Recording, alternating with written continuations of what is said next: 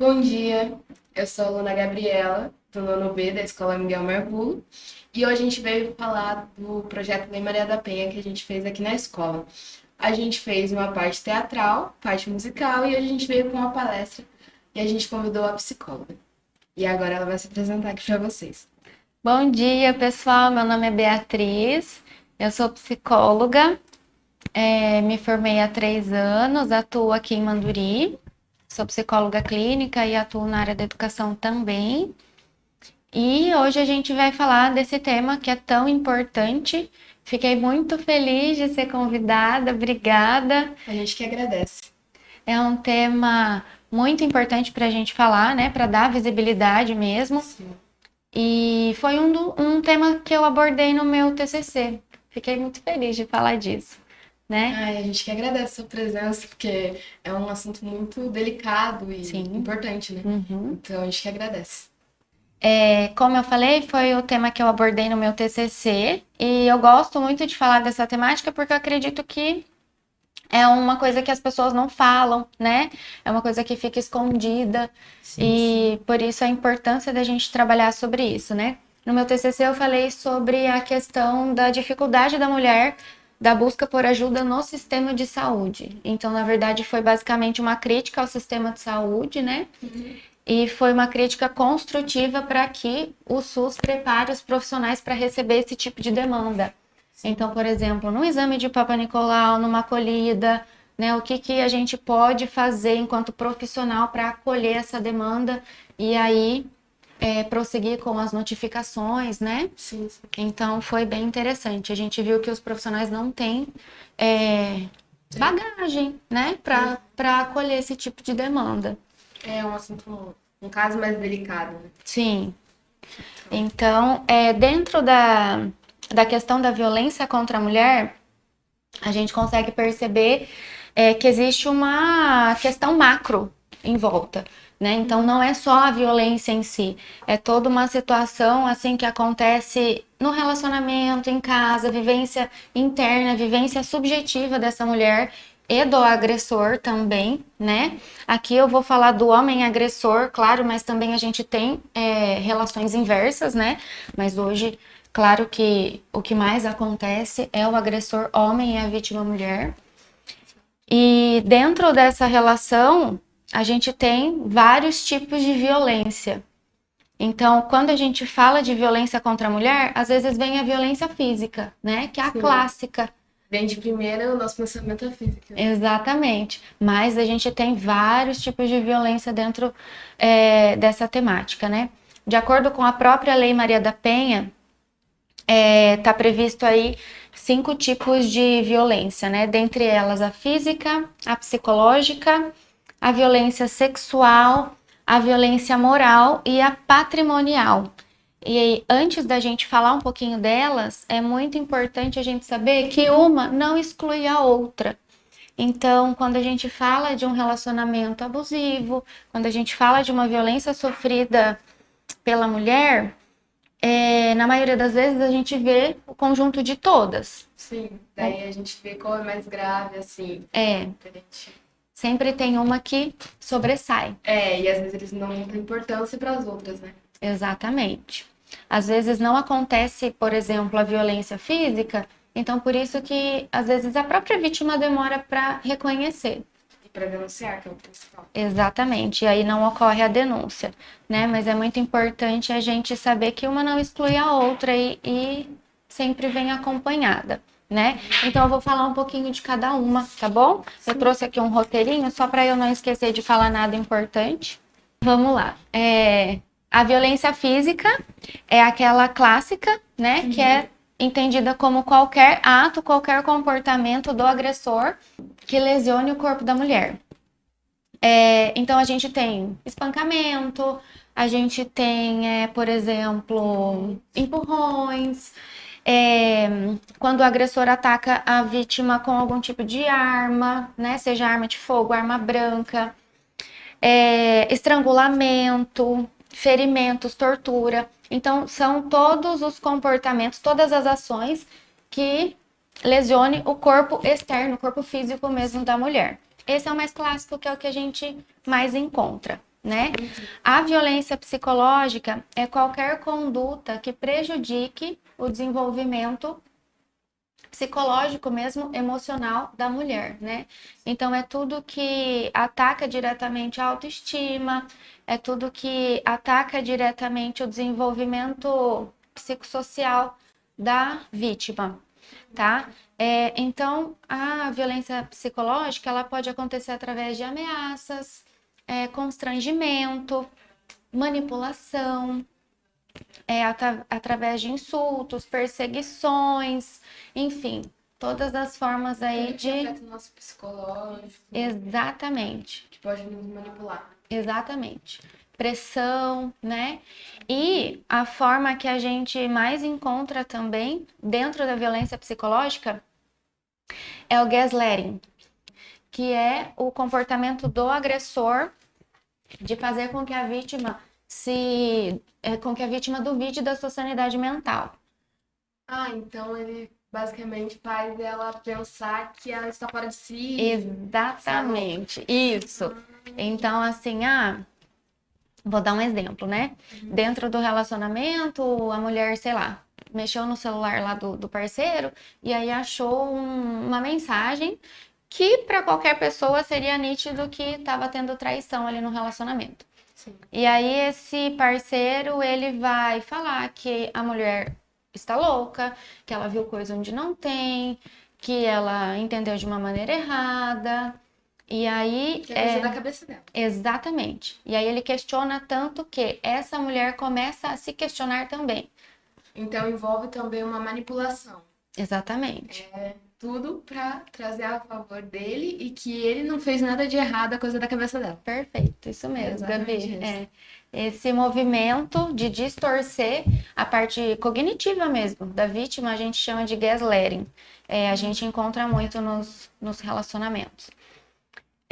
O próximo tipo de violência que a gente também encontra é a violência sexual, né? A violência sexual, ela não é só a conjunção carnal em si, não é só o ato sexual em si, né? A violência sexual é também quando o parceiro impede a vítima de usar métodos contraceptivos, quando impede também por exemplo, aliás, quando impede não, quando ele força um tipo de aborto, por exemplo, né? Sim. Quando ele obriga a mulher a fazer algum tipo de ato sexual que para ela não seja legal, que ela não goste, né? Sim. Mesmo dentro do relacionamento estável, entre aspas, a mulher não é obrigada a praticar o ato sexual. Então, qualquer tipo de ato que envolva a parte da sexualidade que tenha a obrigação é considerado também violência sexual. E assim, se a mulher não tiver com vontade, não querer ter o ato sexual, mas ela aceitar de certa forma, agressão também. Sim, também é um tipo de violência, né? É um tipo de Porque, violência. por exemplo, aquele homem, ele insistiu muito. Ele meio que manipulou um resultado, né? E aí, às vezes, a mulher acaba cedendo ao ato sexual só para satisfazer o homem. E para não criar argumentos para ele de que falta alguma coisa também. Né? Exatamente, para não criar ali uma situação de briga, Sim, né? entendi. Alguma coisa relacionada a isso.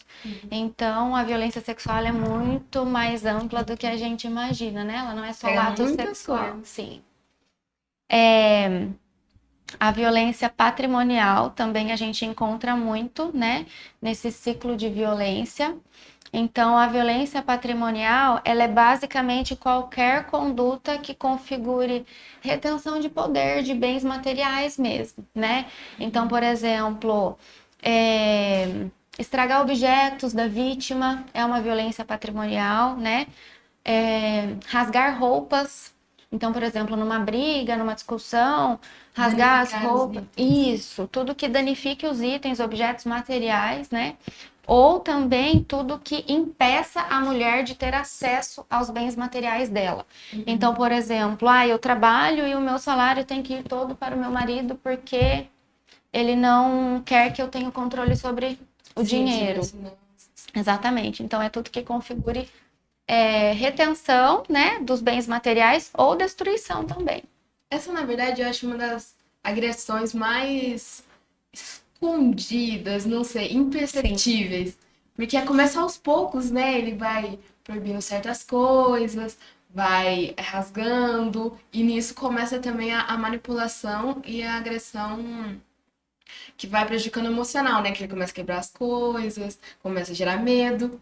Então eu acho que também é mais. Não é escondida, imperceptível, né? Isso, é essa palavra mesmo, é imperceptível, né? Começa bem aos poucos. Exatamente. E muitas dessas condutas, né, a violência sexual, a patrimonial, a psicológica que a gente falou até agora, elas vão acontecendo aos poucos, como você disse, né?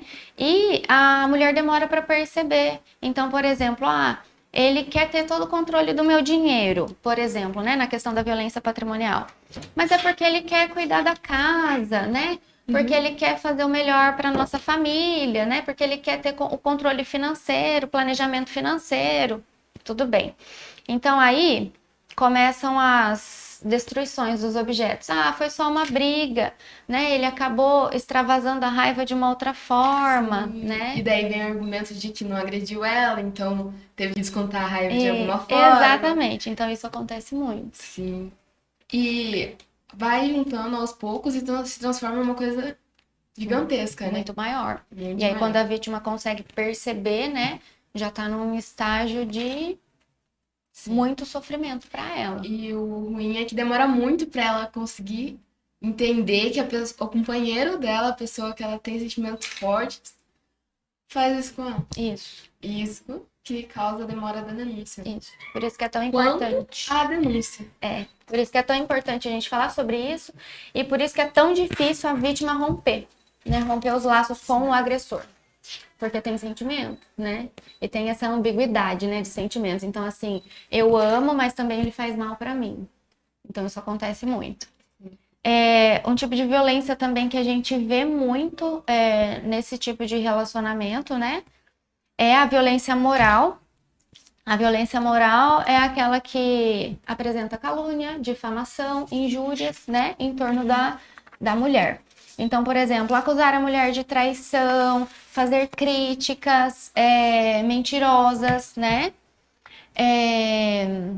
Expor a mulher de alguma forma. Então, tudo isso tudo isso configura, na verdade, a violência moral. Sim. E todas as agressões a gente percebe que se inicia com a manipulação, né? Sim. Tudo vai na lábia, vai nas palavras, começa com muito carinho, muito amor e depois é só ladeira abaixo. Foi muito importante isso que você falou, Gabi, porque geralmente o agressor, ele tem essa questão ele tem essa desenvoltura de galanteador, né? De conquistador, de sedutor. Então, é muito difícil a mulher vítima conseguir identificar, né? Os sinais, os pequenos sinais de violência.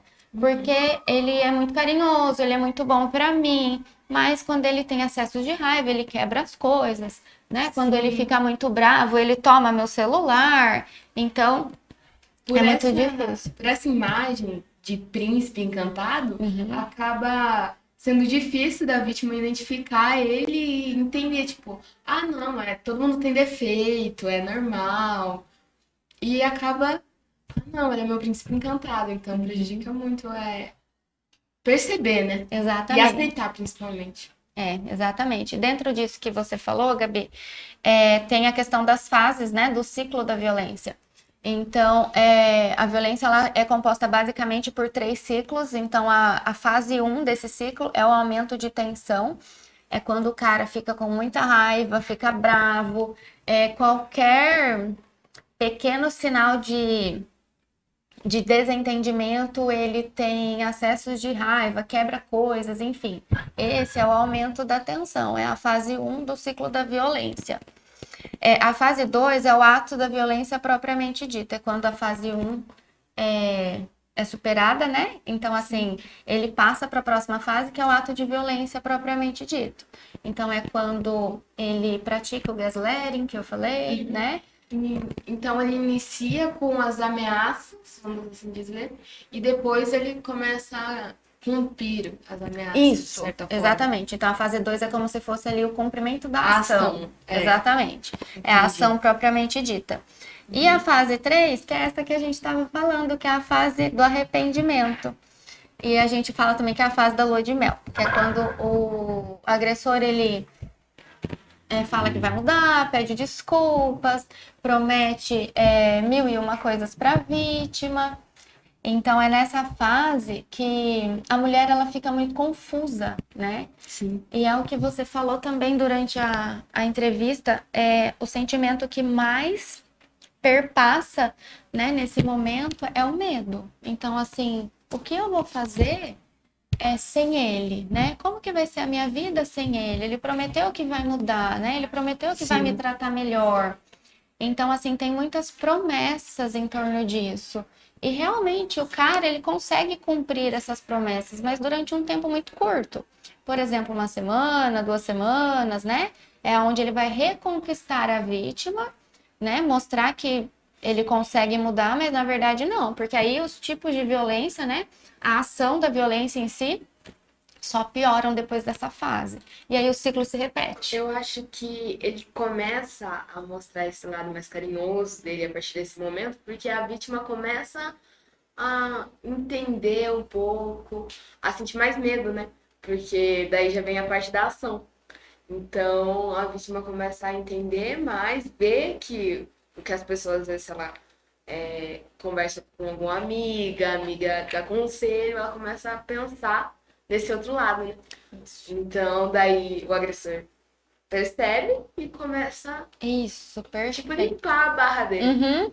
É isso mesmo, Gabi, perfeito. É por isso que, às vezes, é tão difícil a mulher, às vezes não, quase sempre, a mulher sair desse ciclo da violência, né? E ela entender tudo. Uhum. E aí, quando ela começa a ter consciência, não é só a consciência que precisa, né? Ela precisa ter apoio, né? Ela precisa ter uma rede de apoio para conseguir sair dessa relação. Ela precisa se sentir acolhida em outros ambientes, né? Além disso, ela precisa se sentir também protegida por outras pessoas. Além do agressor, que passa essa imagem para ela de proteção. Isso, exatamente. Então, e o apoio, os conselhos. Se ela já conseguir desabafar com alguém também é bem importante, né? Porque provavelmente a vítima não vai ter uma psicóloga, ela não vai ter esse acesso, né? Então é bem importante ela ter pessoas assim em volta dela para dar conselho, para conversar, desabafar. Então é bem importante ela ver que ela tem esse conforto, essa proteção com outras pessoas além do agressor, do companheiro. Uhum, isso. Por isso que é tão. Por isso até que eu quis falar do meu projeto de pesquisa, né? Quando eu finalizei a faculdade, porque às vezes a vítima ela não vai conseguir encontrar esse suporte no sistema único de saúde, né? Por exemplo, nós temos psicólogos disponíveis na rede, mas às vezes esse psicólogo ele tem uma demanda tão alta de atendimentos, ele está tão sobrecarregado que quando a vítima precisa realmente daquele suporte emocional, que é o momento em que ela decide procurar ajuda, às vezes o psicólogo não está disponível naquele momento, porque às vezes o primeiro contato com a vítima não é com o psicólogo, é com o enfermeiro, é com o médico numa consulta de rotina. É por isso que é tão importante a gente capacitar a rede para acolher esse tipo de demanda, né? Mas então, nisso a gente vê que a fila pra gente, no SUS, né, os psicólogos, é muito grande. Muitas pessoas procurando, né, essa ajuda e a espera é muito grande. Então, às vezes, acaba que não dando tempo no momento certo, né? Isso, exatamente, Gabi. A questão das filas de espera no SUS, isso é para praticamente todos os profissionais, né? Uhum. Claro que melhorou-se muita coisa, né? Mas ainda assim, um psicólogo para uma população aí de, sei lá, 10 mil habitantes, né? Sim, é muito pouco. É muito. E às vezes, em relação principalmente a essa demanda, né, de violência, às vezes a vítima tomou coragem naquele momento, né? Então ela precisa ali de uma orientação e de um acolhimento naquele momento. Então, o psicólogo pode ser que não esteja disponível, pode ser que não tenha vaga, né? Pode ser que não consiga ali atender naquela hora. Sim, Então, por isso que é exatamente. tão importante a gente capacitar os outros profissionais, pelo menos para lidar com essa demanda inicial, né? E aí prosseguir os próximos passos. Eu queria deixar aqui também, no finalzinho, assim, né, para a gente encerrar esse assunto, um telefone, né? Então, assim, se a vítima não conseguir contar para alguém, né? Se a vítima não conseguir desabafar com alguém, encontrar ajuda no sistema de saúde, tem o número 180, que é um centro especialmente criado para isso, né? Para acolhimento de vítimas de violência, para a mulher, né? Específico para a mulher. E lá você vai encontrar os primeiros atendimentos, vai encontrar orientação, né? Então, Que é de muito forma, importante, né? isso é tão importante, né? É de forma anônima, tá? E além desse telefone, eu achei muito legal que no aplicativo do Magalu, não sei se você já Eu viu, não vi. no aplicativo do Magalu a gente tem uma plataforma de denúncia. Então, tem até um vídeo na internet, assim, o pessoal pode procurar depois, de uma encenação, né? Então, tipo, a mulher tá ali e tal, no computador, e aí o agressor tá atrás. Então, tipo, ele tá assistindo TV, mas ele tá monitorando o que ela tá fazendo. Então, Sim. o aplicativo da Magalu, ele é muito disfarçado, né? Como se ela estivesse fazendo uma compra. E ali ela Exato. consegue conversar ali com alguém que, né, fica Eu não ali fazia recepcionando. ideia. É muito Que legal. bom que tem. E aí essa pessoa redireciona ela, né, para canais de denúncia, Sim, dá orientações. Então a gente tem aí muitos meios, né? disfarçados. Exatamente. Nossa, eu não fazia a mínima ideia. É importante a gente saber desses meios de denúncia, né? Para que a gente se sinta segura, né? Sim. Além disso tudo que a gente falou, né, sobre os ciclos da violência, sobre os tipos de violência existentes, né? Dentro da própria Lei Maria da Penha, a gente encontra bem descrito esses tipos de violência. A gente também tem os traumas, né, que são Sim. quase que irreversíveis na vida da mulher. Mas, desculpa interromper. Pode falar. Antes da gente entrar nesse tema, eu trouxe algumas perguntas que os próprios alunos da escola fizeram Legal. e eu queria te fazer as perguntas aqui. Pode fazer. Quais são os sintomas apresentados pela vítima de agressão? Que a gente percebe assim, essa pessoa tá acontecendo alguma coisa, sabe? Sim, a gente consegue perceber que tem alguma coisa ali que tá errada, né? Que não tá legal, quando a vítima começa a apresentar extrema ansiedade, sintomas relacionados à depressão, medo, problemas de se relacionar. Então, por exemplo, não no relacionamento afetivo propriamente dito, mas no relacionamento de pessoas, né? No relacionamento social. Então, essa vítima ela se isola, ela evita contato social. Tem também a questão das roupas que essa vítima começa a usar, muitas vezes para esconder marcas pelo corpo. Hematomas. Isso, exatamente. No caso de violência física, Entendi. né? Baixa autoestima.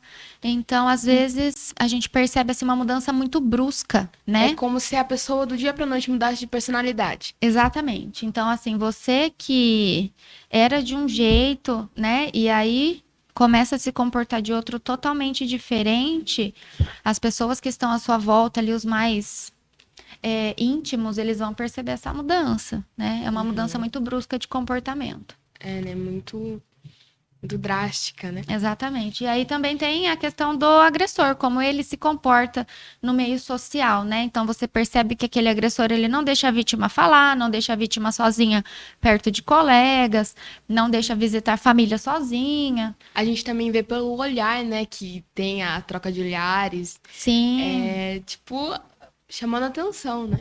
como se tivesse, né, dando um sinal, não fala nada, né? Então a gente Exatamente. percebe todas essas mudanças de comportamento e esses sentimentos da vítima. Sim. A próxima pergunta é como a gente pode ajudar as vítimas de agressão, assim?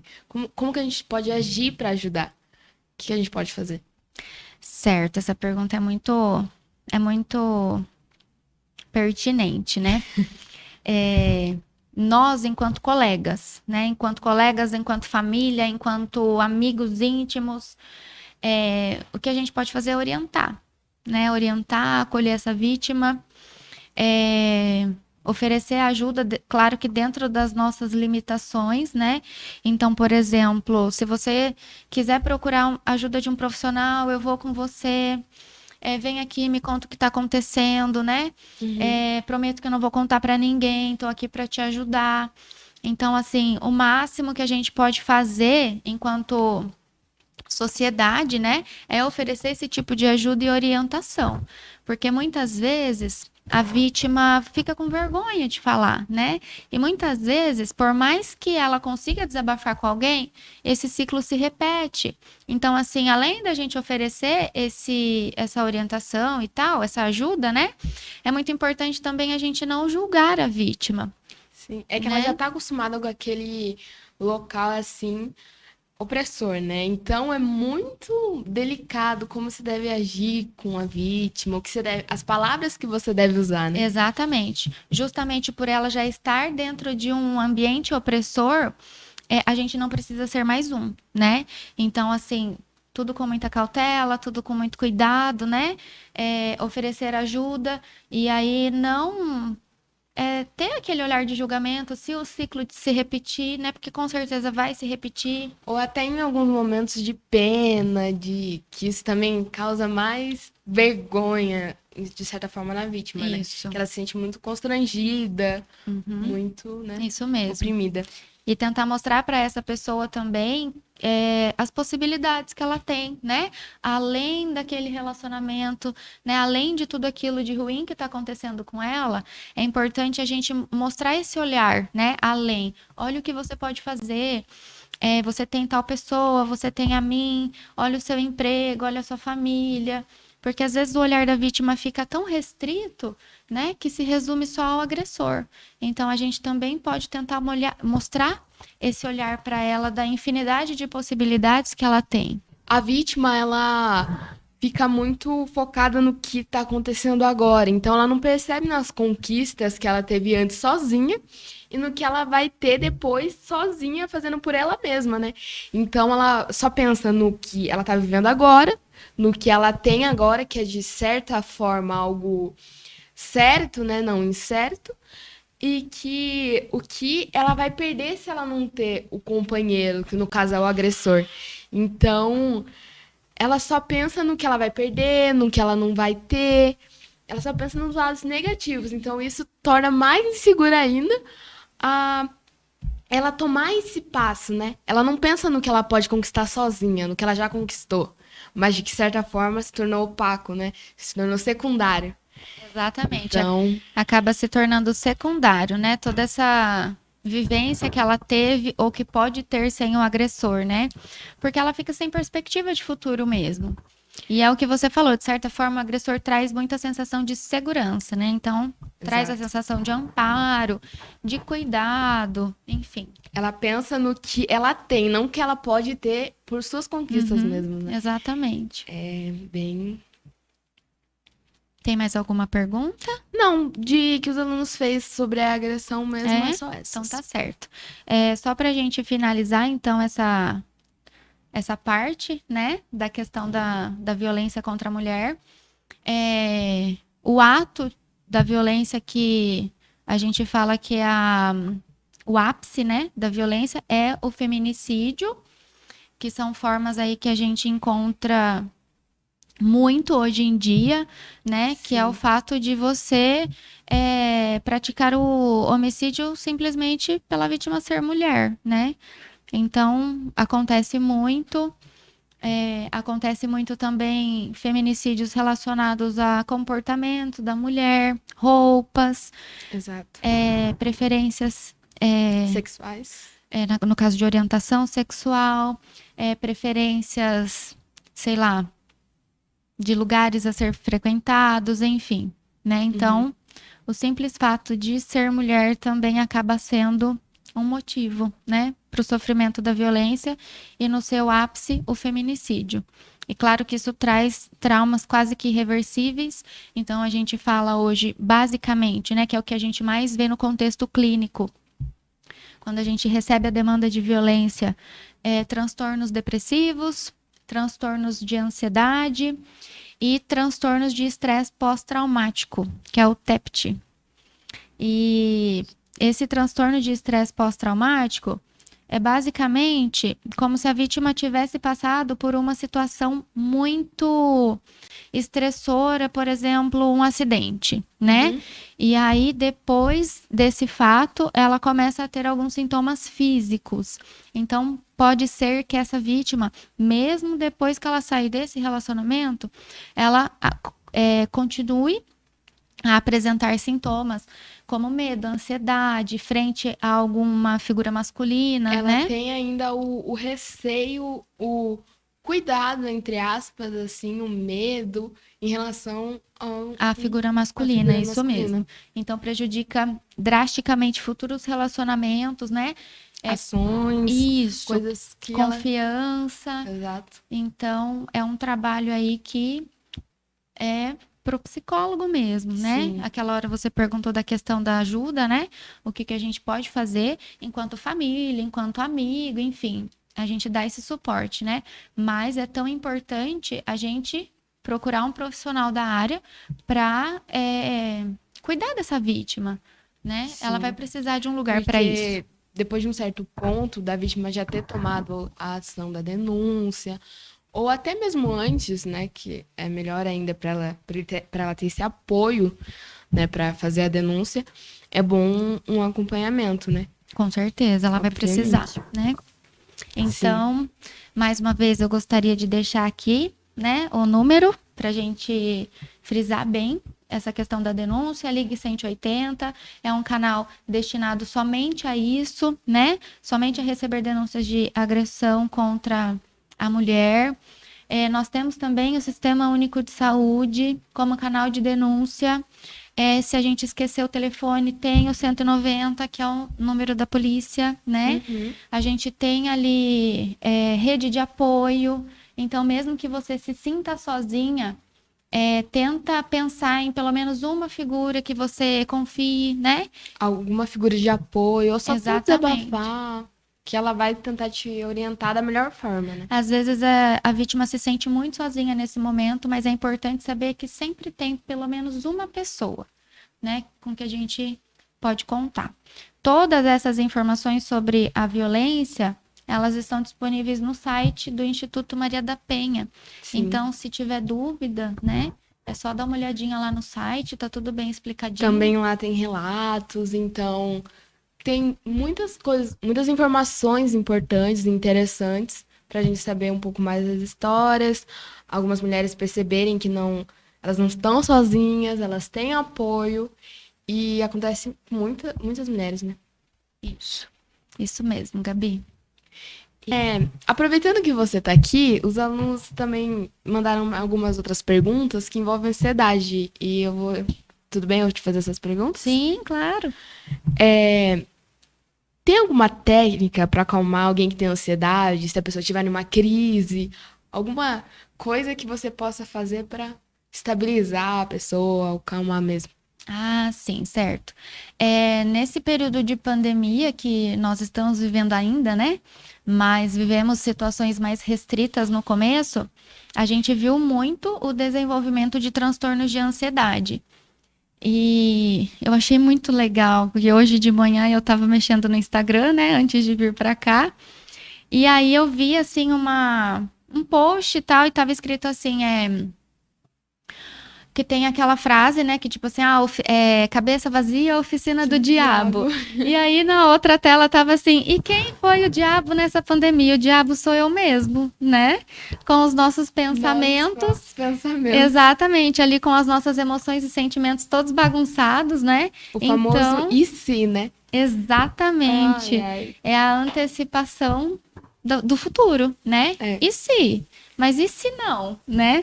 Então, assim, o que mais a gente viveu nessa pandemia, em épocas mais restritas, né, foi o desenvolvimento do transtorno de ansiedade Sim. em crianças e adolescentes. Então, assim, o aumento foi muito drástico.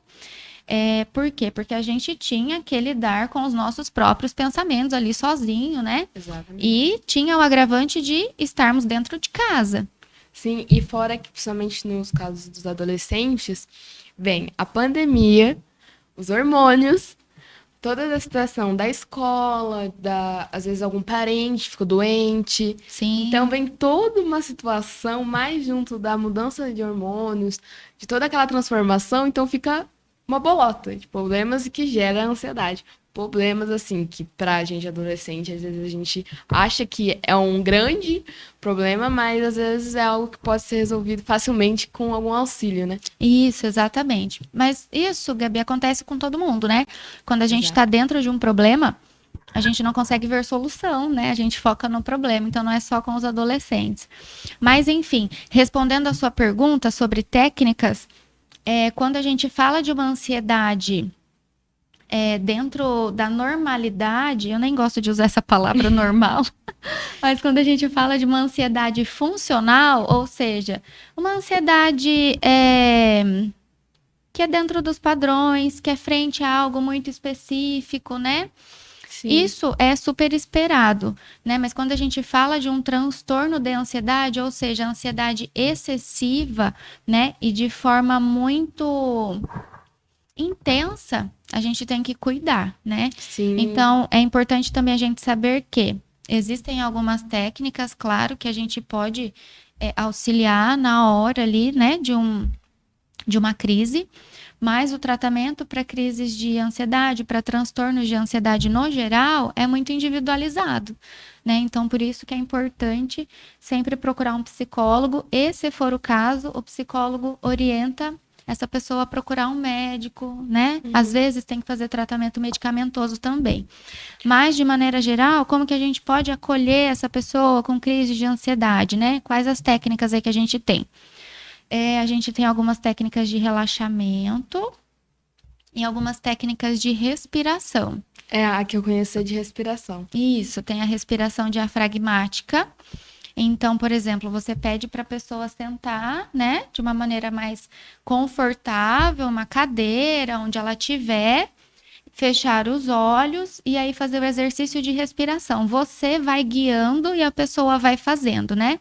Então, você pede pro adolescente, por exemplo, né? Respirar fundo, contando até 5 mentalmente, segura o ar lá em cima, contando até 4 e solta lentamente, contando até 4 também. Essa variação de contagem, na verdade, existe muita variação. Então, às vezes você procura na internet lá, respiração diafragmática, aparece outro tipo de contagem, não tem problema. O importante é você respirar profundamente, segurar lá em cima e aí depois soltar lentamente. Fazer isso várias vezes. Sim, sem pressa. Isso. Calma. E aí tem algumas outras técnicas de relaxamento muscular também. Então, por exemplo, você pede para a vítima também sentar, né, confortável. Tem algumas técnicas de relaxamento corporal também. Então, você pede para a pessoa, né, sentar mais relaxadinho, assim, numa cadeira e tal. E fazer contrações musculares. Então, estica a perna, né? Contrai o músculo da perna, gira os seus pés. Essa eu não sabia. Sente o movimento dos pés, sente a energia, né? Sente, assim, o músculo contraído. Daí sente as pernas, braços. Isso, faz um caminho percorrendo o seu corpo, né? Sim, então, sim. tudo mentalmente. Claro, na internet tem, assim, tipo um passo a passo. Isso, que é guiado, é bem legal. E aí você consegue induzir essa questão do relaxamento, né? Mas aí, isso, claro que é no momento da crise, posteriormente é importante a pessoa procurar uma ajuda especializada, né? São formas aí da gente lidar com isso na hora. Exatamente. A próxima pergunta é: o que é a síndrome do pânico? que é a síndrome do pânico? A síndrome do pânico, ela é um tipo de transtorno de ansiedade, né? Ela tá dentro dos transtornos de ansiedade. Quando a gente fala de transtornos de ansiedade, não é um só que a gente tem, né? A gente tem o clássico, que é o TAG, é o transtorno de ansiedade generalizada, mas a gente tem vários outros dentro disso, né? Então, temos a fobia social, que é um tipo de transtorno de ansiedade. Temos o mutismo seletivo, que também é um tipo de transtorno de ansiedade. E aí, a síndrome do pânico é também um tipo de transtorno de ansiedade, né? Mas ele se caracteriza principalmente pela questão da pessoa ter muito medo, né? Então, além da ansiedade, que é o excesso de futuro, né? Bem assim, falando bem chulamente, né? A questão do medo está muito presente também. Então, medo de passar mal num ônibus, medo de passar mal na escola, medo de passar mal em uma viagem. Então, o e se, Exatamente. E isso gera uma ansiedade tão grande que vira um pânico. Exatamente. Vira um pânico e aí a pessoa começa a se privar de situações, de lugares, de pessoas, né? Porque ela tem medo de passar mal. Esse passar mal que eu tô falando são as sensações físicas que a pessoa tem numa crise. Então, por exemplo, palpitação, sudorese, que mais? Tremores pelo corpo, né? Tem pessoas que tremem a ponto de não ter... A mandíbula ficar... Exatamente, de não ter o controle, né, da mandíbula. Choro excessivo. Então, todos respiração. Isso, respiração ofegante, né? Então, todos esses sintomas caracterizam uma crise e a síndrome do pânico é como se fosse aí a evitação dessa crise, né? E como que a gente pode ajudar uma pessoa que tá tendo a crise de pânico, tá em pânico? Sim, basicamente o que eu falei na questão da crise de ansiedade, né? E só que as crises de pânico, às vezes, elas são mais intensas. Sim. E, na verdade, assim, o que a gente pode fazer enquanto família, enquanto amigos, né? É tentar tornar essa pessoa consciente de que isso é um problema, né? De que isso tá afetando o desenvolvimento dela, seja cognitivo, pessoal, social, e orientar ela a procurar ajuda profissional, né? Cada caso a gente vai avaliar de uma forma. Mas, que nem eu falei no começo, o tratamento é muito individualizado. Mas é isso, a gente oferecer esse suporte dentro da crise para a pessoa se acalmar, fazer esses exercícios de respiração, de relaxamento, né? Trazer a pessoa para o concreto. Então, por exemplo, tem um exercício também, entrando na questão dos exercícios, que particularmente eu gosto bastante, para tirar a pessoa do abstrato, né? Trazer ela para o concreto, ir direcionando para ela. Então, toque em alguma coisa física, sinta o cheiro de alguma coisa, fale o nome do que você está sentindo o cheiro, fale o nome de coisas que você consegue olhar, né? É como se fosse uma distração. Exatamente. É uma distração, no caso. Isso. Entendi. Então, você vai guiando a pessoa, né, dentro dessas técnicas, e aí, nessa, ela vai falar, né? Então, eu tô tendo contato visual com câmera, com microfone. Você tá sentindo o cheiro do quê? Sinto o cheiro de perfume, sinto o cheiro de, sei lá, espuma. Microfone. Consigo ver o que eu...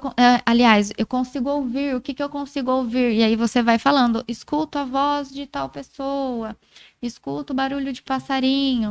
Então, basicamente, na crise de pânico e na ansiedade, para você tentar acalmar a pessoa, você meio que distrai ela do que tá deixando ela ansiosa, deixando ela nervosa, né? Porque a crise de ansiedade, a ansiedade vem no que a gente fica martelando na cabeça e tentando evitar, né? Exatamente. Então, a gente pra gente acalmar a pessoa, a gente distrai ela, que ela vai tirar esse foco da cabeça, né? Isso. É basicamente isso. A gente tentar distrair, né? Então, tirar a pessoa daquele pensamento abstrato, né? Que ela tá ali naquele momento, então, o pensamento a milhão, e aí trazer ela pro concreto, né? Para ela se sentir segura e conseguir se acalmar. Às vezes, em casos graves de crises, a gente não consegue muito resultado com isso, né? Então, aí, encaminhar para um serviço de emergência, porque às vezes é necessário medicação. Sim. E a próxima pergunta, e a última para finalizar aqui, é quais as causas da depressão? Certo. Quando a gente fala no transtorno depressivo, a gente não tem uma causa que seja determinante, né? Então, é uma questão multifatorial, né? Então, assim, tem uma causa determinante? Não. A gente consegue avaliar, né, na pessoa que está com transtorno depressivo, vários fatores que influenciam no desenvolvimento. Então, assim, é uma infinidade de possibilidades. Por exemplo, né? Vou dar um exemplo do que pode acontecer, mas frisando que ele não é determinante, que não necessariamente vai acontecer isso com todas as pessoas, né? Mas, assim, uma vivência de luto, né? Que eu acredito que muitas pessoas tenham passado por isso. Nesse momento de pandemia, principalmente, Sim, né? muito. Então, vivência de luto associado a outras coisas. Então, por exemplo, perda de emprego, perda de um relacionamento. As perdas, assim. Em si. Exatamente. Todos os lutos, não só relacionados à morte, né? Quando a gente perde algo significante pra gente, ele já é um luto. Enfim, temos também algumas, sei lá, vivências da infância, alguma situação traumatizante para a pessoa, sim. né? Também a gente pode ter como fator de risco histórico familiar, situação socioeconômica, né? Então a gente tem aí várias possibilidades que, de acordo com a subjetividade de cada um, né? Pode ser que se desenvolva o transtorno depressivo. Uma pergunta, se alguma pessoa da família tiver algum transtorno, alguma coisa assim, pode, como eu posso dizer? Pode ter influência? De uma certa forma, Tem sim. Também está dentro dos fatores de risco a influência genética, né? Não é determinante, falando novamente, mas tem correlação. Então, se eu tenho alguém da minha família, geralmente parentesco de primeiro grau, né? Pai, mãe, que tem o transtorno depressivo, tem ali um pezinho da genética. E outros transtornos também, E outros né? transtornos também. Isso. Entendi. Essa era a última pergunta mesmo. E eu queria agradecer pela presença, foi muito importante. Obrigada pelas informações também, né? E é isso, queria agradecer. Então tá certo, eu que agradeço, Gabi, por ter ficado aqui comigo. Obrigada pelo convite, a Leila, uma querida que me convidou. Eu espero realmente ter contribuído de uma maneira positiva com os alunos, né? Estou à disposição para tirar dúvidas relacionadas a esse assunto ou a outros assuntos. E estou aberta a novos convites. Pode E deixar. foi uma delícia estar aqui com vocês. Obrigada. Eu gostei bastante. E é isso, gente. Só para encerrar, que faz parte do projeto também, como eu disse no início, vai ter a parte teatral, musical, e a gente vai continuar publicando aqui, né, no canal da escola. E eu espero que vocês gostem também, entendam mais, principalmente no teatro, que vai ser mais, assim, autoexplicativo. E é isso, eu espero que vocês tenham gostado e que tenha conseguido responder a pergunta de vocês, as dúvidas. É isso, gente. Tenham um bom dia. Tchau.